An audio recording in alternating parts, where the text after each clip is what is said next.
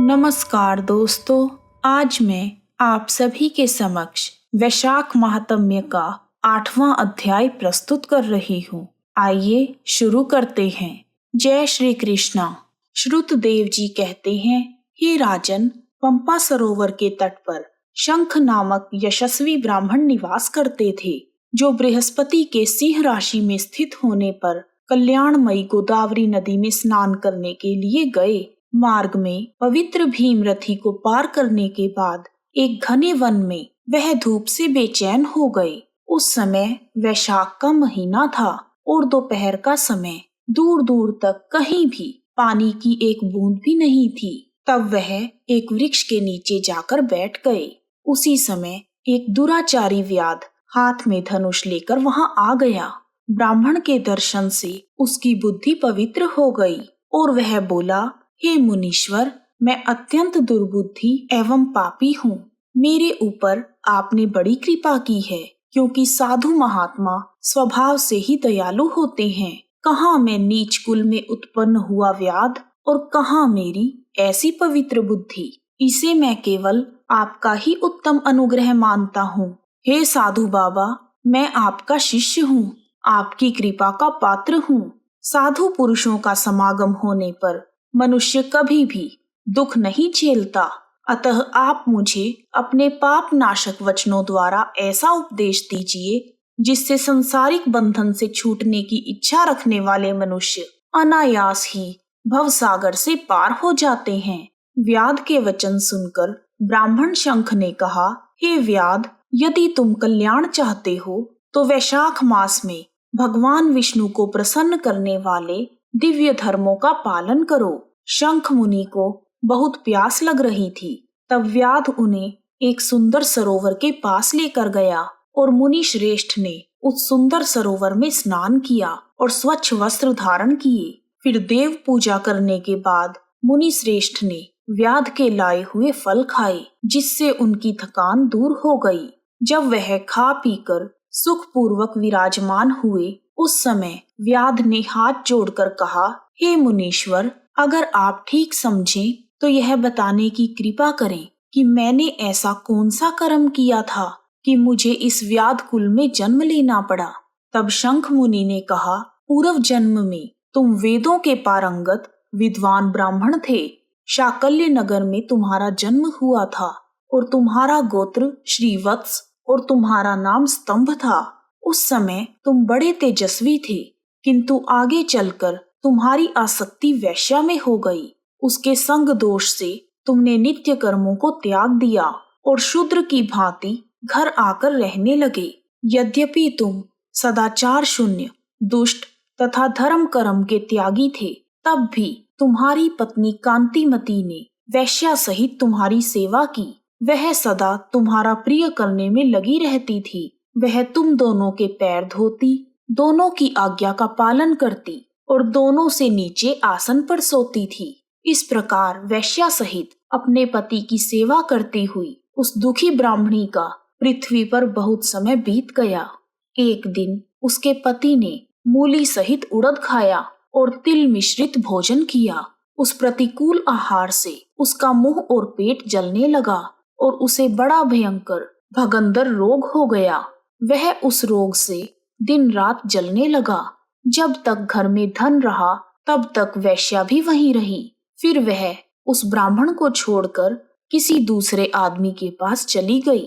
तब वह ब्राह्मण रोग से व्याकुल होकर रोता हुआ अपनी पत्नी से बोला, देवी, मैं वैश्या के प्रति आसक्त और अत्यंत निष्ठुर मनुष्य हूँ, मेरी रक्षा करो। हे सुंदरी, तुम परम पवित्र हो, मैंने तुम्हारा कुछ भी उपकार नहीं किया। हे कल्याणी, जो पापी एवं निंदित मनुष्य अपनी विनीत पत्नी का आदर नहीं करता, वह 15 जन्मों तक नपुंसक होता है। दिन रात साधु पुरुष उसकी निंदा करते हैं। तुम साध्वी और पतिव्रता हो, मैं तुम्हारा अनादर करके पाप योनि में गिरूंगा। तुम्हारा अनादर करने से जो तुम्हारे मन में क्रोध हुआ होगा, उससे मैं दग्ध हो चुका हूँ। तब वह पतिव्रता नारी हाथ जोड़कर बोली, प्राणनाथ, आप मेरे प्रति किए हुए व्यवहार को लेकर दुखी ना हो। पूर्व जन्म में किए हुए पाप ही इस जन्म में दुख बनकर आते हैं। जो स्त्री उन दुखों को धैर्य पूर्वक सहन करती है वही स्त्री साध्वी मानी जाती है और वही पुरुष श्रेष्ठ समझा जाता है। वह उत्तम वर्ण वाली स्त्री अपने पिता और भाइयों से धन मांग कर लाई और उसी से अपने पति का पालन करने लगी। वह अपने स्वामी को साक्षात भगवान मानकर सेवा करती थी। वह दिन रात पति के मल मूत्र को साफ करती और उसके शरीर में पड़े हुए कष्टदायक कीड़ों को धीरे धीरे नखों से खींचकर निकालती थी। वह ना रात में सोती थी और ना ही दिन में। अपने पति को इस प्रकार दुखी देखकर वह प्रार्थना करती थी कि सभी देवी देवताओं तथा पितरों, मेरे स्वामी की रक्षा करो, इन्हें निरोगी काया प्रदान करो। मैं अपने पति के आरोग्य के लिए चंडिका देवी को भैंस का दही और उत्तम अन्न चढ़ाऊंगी।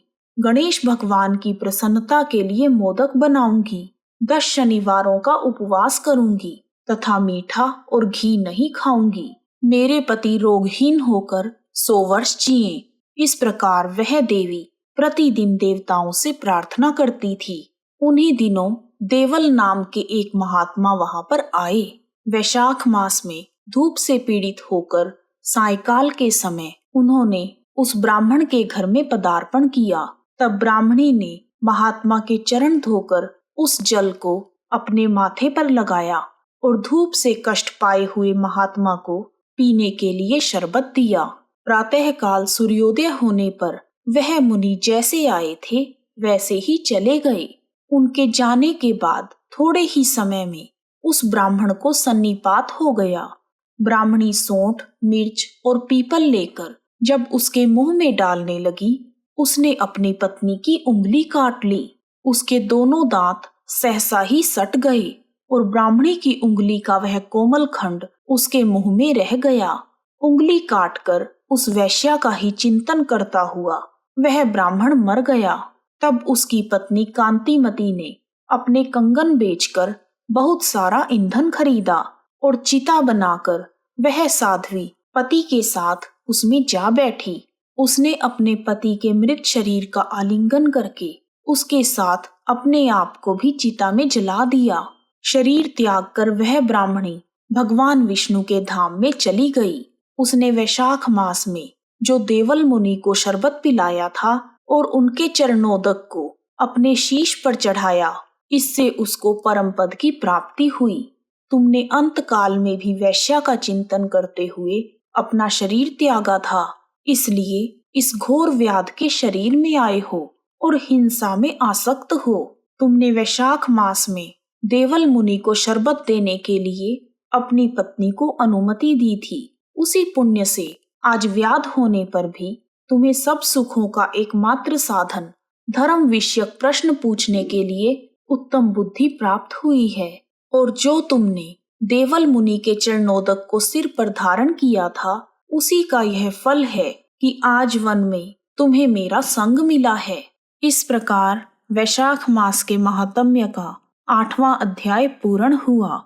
यदि आपको वीडियो पसंद आया है तो कमेंट बॉक्स में विष्णु भगवान की जय लिखना ना भूलें। आप सभी का हार्दिक धन्यवाद। जय श्री विष्णु भगवान।